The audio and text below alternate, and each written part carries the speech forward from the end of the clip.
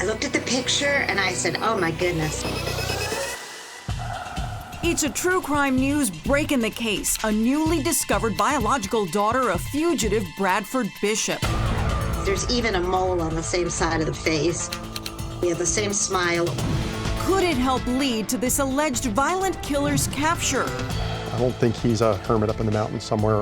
I think he's blending right in. By any standard, Bradford Bishop was a man of many accomplishments. With an Ivy League education, 2 master's degrees, and a desirable career with the U.S. State Department.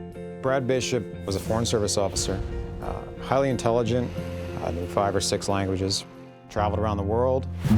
Bishop's life all seemed normal, a family man in Bethesda, Maryland, sharing a home with wife Annette, his mother, and 3 small boys ranging in ages from 5 to 14 years old.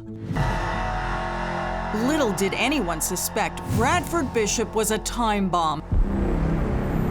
A man obsessed with his career and reportedly under treatment for severe depression. It all boiled over the day he was turned down for a much-coveted promotion. Investigators say Bishop snapped, flying into a murderous rage, aimed straight at his unsuspecting family. He purchases what's called a sledgehammer, but it's not the big 2-handed kind. It's a small, like 9-pound sledge. The boys were apparently killed in their beds. The crime scene in the house was pretty bad. It was very bloody. You can imagine it would be if somebody had killed 5 people in the house with that mallet. Police say Bishop loaded the bodies into the family car, drove 500 miles south to a remote area in the Great Smoky Mountains National Park in North Carolina. He took the time to dig a grave, then he took the time to pour the gasoline on them and to light that on fire. What Bishop didn't plan on were a couple of alert Park Service rangers who spotted the smoke from afar. That ranger found an area, burned grass, and a shallow grave with what turned to be 5 bodies in it.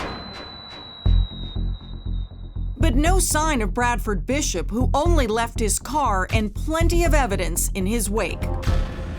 But investigators would never be able to prove it because Bishop vanished into thin air. At the time, Bishop is put onto the FBI's list of the 10 most wanted fugitives. An automatic $100,000 reward generates a huge publicity blast. We had billboards put up in New York, at Times Square, throughout the U.S. The FBI even releasing a sculpted model of how Bishop might look decades later. Roy Harrell knows Bishop well. They had worked together at the State Department. He actually believes he saw Bishop in Italy back in the mid-90s while on a ski trip. When I was drying my hands and proceeding to leave the restroom, he was standing there. I said, "Hey, you're Brad Bishop, aren't you?" And he looked at me and said, "Oh, God, no," and ran from me out into a blinding rainstorm. The FBI recently removed Bishop from the most wanted list to make room for new cases. Odds are there will be no justice for the gruesome murders. Or could there be? Now, True Crime News has a shocking twist in the case. Kathy Gilchrist is known from a young age that she was adopted. My parents couldn't have children, and so they adopted my brother John. Then they came back and adopted me. Recently, she decided to search out her birth parents. I've been blessed with incredibly good health, but my oldest daughter has epilepsy, so obtaining genetic information was interesting to me. After doing the DNA test, Kathy got the shock of her life. She discovered her father was a cold-blooded killer, Brad Bishop, and she's the secret child from his days in college. Finding out who your diplomat father is one thing, discovering he's a monster is another. Here all this time, I've been hoping it was some big movie star or some famous, academic or something. But he's a murderer. He's famous for being a murderer. It was very surreal. Law enforcement expert Luis Bolaños believes this could help open a variety of options to finally track down Bishop. This new information of this unknown, now identified biological daughter has the potential of being gold for this investigation. It starts a brand new timeline.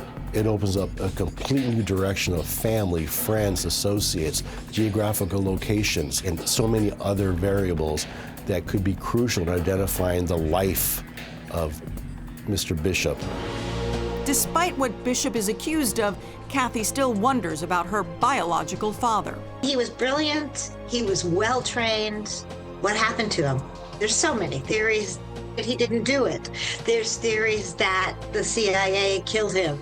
There's all kinds of stuff, and all of that could possibly be true. Who knows? Who knows?